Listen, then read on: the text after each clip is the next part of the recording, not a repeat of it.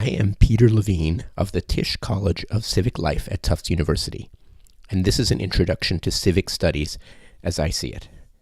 The story begins in 2007, when 7 scholars wrote a framing statement entitled The New Civic Politics, Civic Theory and Practice for the Future. Since then, Carol Soltan and I have been teaching an annual summer institute to explore the themes of that manifesto.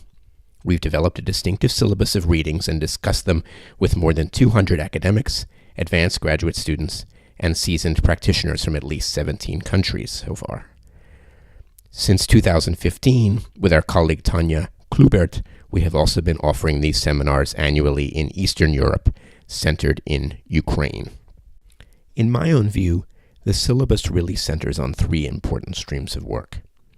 Shown at the top left is Elinor Ostrom, one of the authors of the Civic Studies framing statement. Ostrom went on to win the Nobel Prize in Economics. She was a leader of the Bloomington School of Political Economy, named for Bloomington, Indiana, where she taught at Indiana University. The Bloomington School is one stream that feeds Civic Studies. At the top right is Jürgen Habermas, the major German philosopher who became the leader of the Frankfurt School in 1964. Habermas's iteration of the Frankfurt School provides a second major stream. At the bottom, of course, is Dr. Martin Luther King, Jr. Here he stands for nonviolent social movements, a tradition of theory and practice, which is the third stream feeding into Civic Studies. A key word in all this discussion is citizen. By that we don't mean someone who has rights and responsibilities within a government or state. We mean someone who seriously asks one question: what should we do?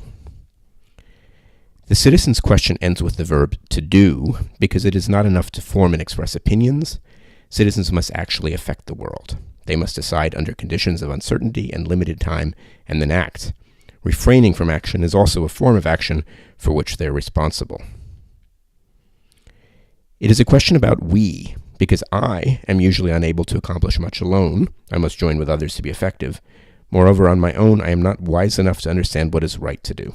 I must learn from others, grasp their perspectives, and hold myself accountable to them, and all of that requires a we.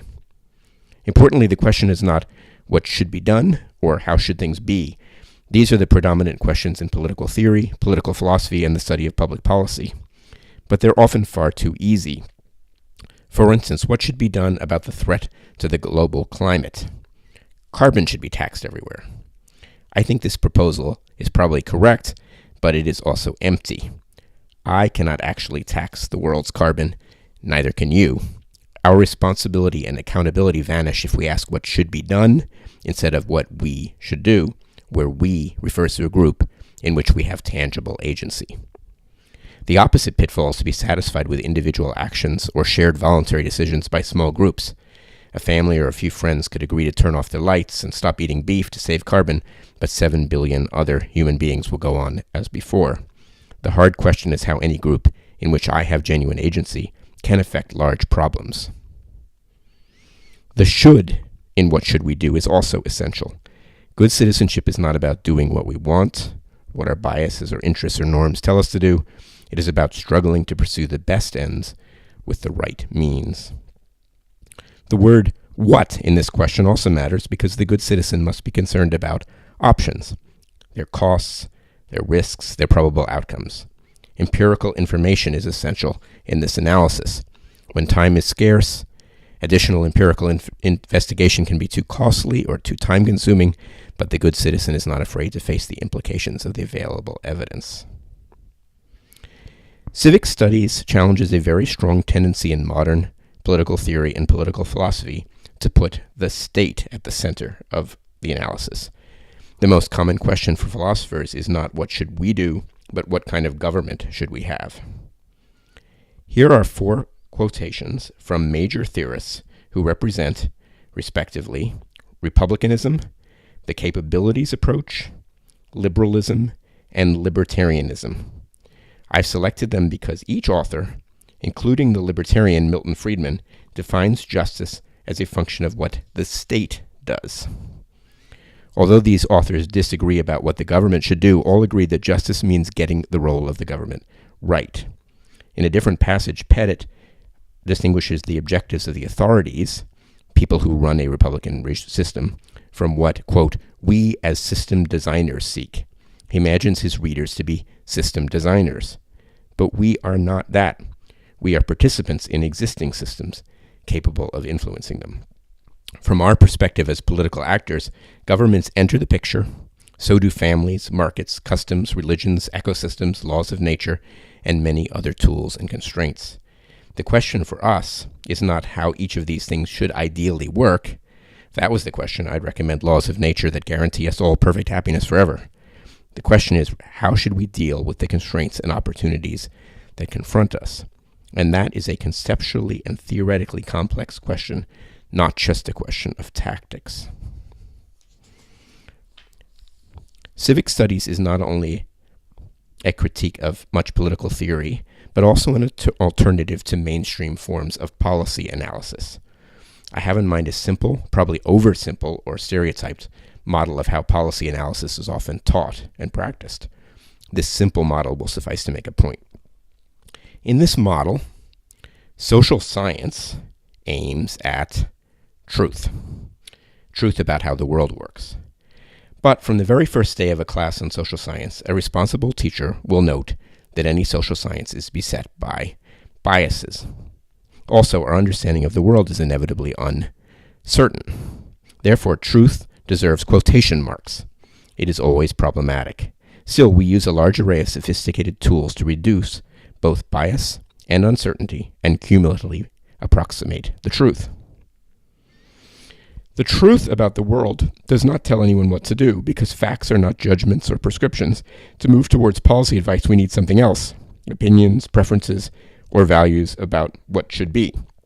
Those cannot come from social science itself. They must come from public opinion, or from policymakers, or perhaps from a different discipline such as philosophy. Wherever they come from, they are added to facts to produce policy recommendations. But policy recommendations do not jump off the shelf to implement themselves. Someone must take strategic action to implement any recommendation. That someone is usually quite separate from the social scientists who originally studied the truth about the social world. Policy recommendations plus strategic action is what produces change in this model, which delineates a very specific role for the social scientist or analyst. There are many problems with this model, and I'll just hint at a few of the big ones. First, norms or moral commitments are not merely biases. If I say education is good, I'm not expressing an opinion that might bias my analysis. I am stating a truth, although one that needs more detail and defense. What kind of education is good? For whom? Why? How to ground or justify moral claims is a complex question, but it is nihilistic to treat facts as objective and all moral claims as subjective in the sense of arbitrary. There are better and worse moral claims. Data are, and the data should be, imbued with norms. When we measure an educational system by using graduation rates or test scores, we are claiming that these outcomes are valuable. There's no such thing as a value-neutral exam, nor should there be. And empirical information influences norms. After all, why do I think that education is good? In part because we have more than a century's experience with near-universal schooling. That experience influences our normative judgments that schooling should be universal. Another reason for the norm in favor of education is that we have a strategy for making schooling universal. We know how to pass laws that require enrollment and how to fund a system of universal education. There are many other ideals for which we have no strategies. For example, the ideal that every human being should have highly rewarding work. We don't know how to make that happen. So strategic considerations influence our norms. And why do we have data on students' performance and graduation, but not on many other topics that might be equally important, such as students' happiness? Because people have organized to compel institutions to collect certain kinds of data, but not other kinds. In that sense, strategy influences the empirical evidence that we have. In short, we need models that integrate strategy, empirical evidence, and normative argument much more thoroughly. They are thoroughly interpenetrated. But no individual is capable of putting all these aspects back together. It's simply too hard. To address facts, values, and strategies together requires cumulative, collaborative work. That is why we talk about whole traditions, not about individual authors. The whole traditions are able to unite these topics.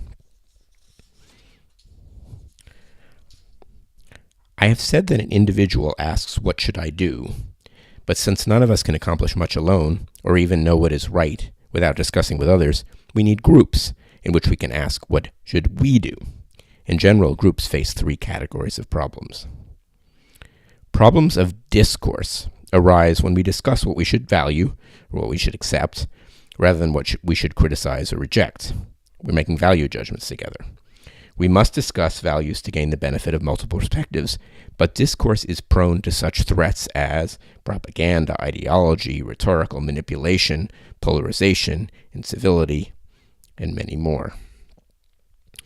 Problems of collective action arise even when we agree on what to value, because it is difficult to coordinate individual behavior and avoid such threats as free riding, externalities, and the iron law of oligarchy, to name just a few.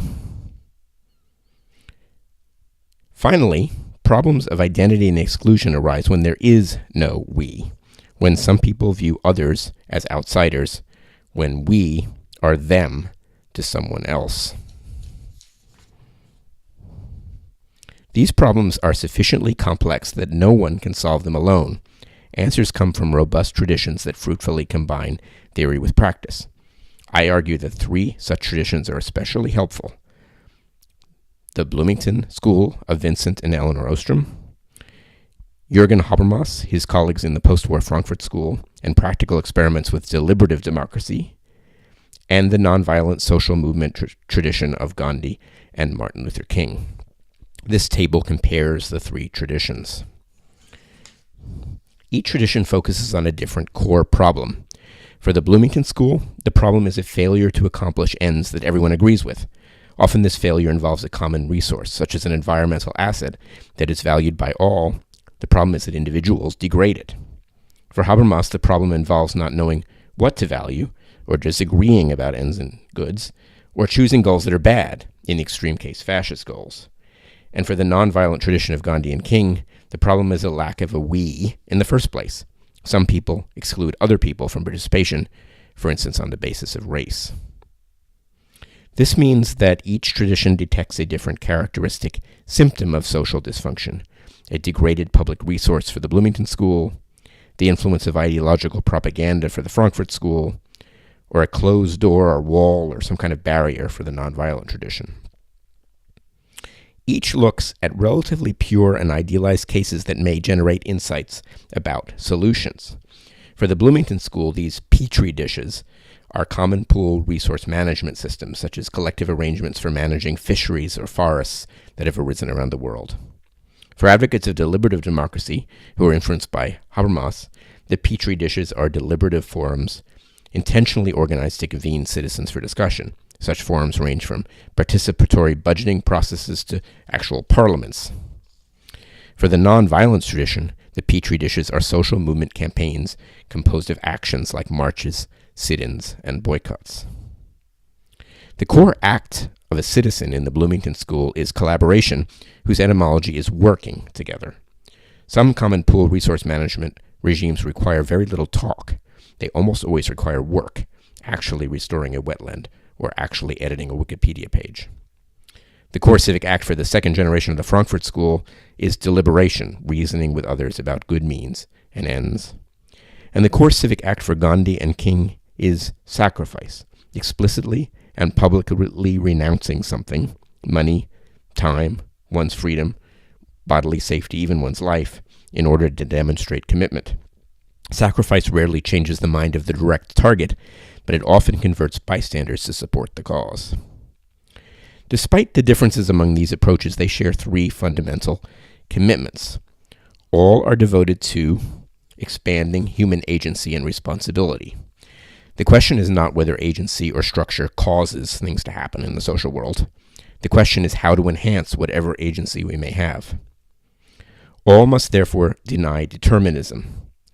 Eleanor Ostrom argued against Garrett Hardin that the commons is not a tragedy, an inexorable defeat, nor is it a comedy, an automatic success. It is a drama whose outcome depends on us. Likewise, Habermas argues against his Marxist forebears in the Frankfurt School that democratic deliberation is not impossible in a capitalist society, nor is deliberation inevitable in a society with liberal democratic constitution, because it can be ruined by powerful actors or by public apathy. It is a drama whose outcome is up to us. And finally, nothing is more characteristic of a social movement leader like Gandhi and King than their powerful rhetoric against determinism and complacency and fatalism. Yes, we can, is their basic message to their followers. There are many ways to put these traditions together. They reinforce and complement each other, but they are also in tension at many points. Civic Studies uses these materials and other resources to develop theory useful to citizens as they work to improve their worlds. I leave you with a quotation from the late Elinor Ostrom that inspires our work.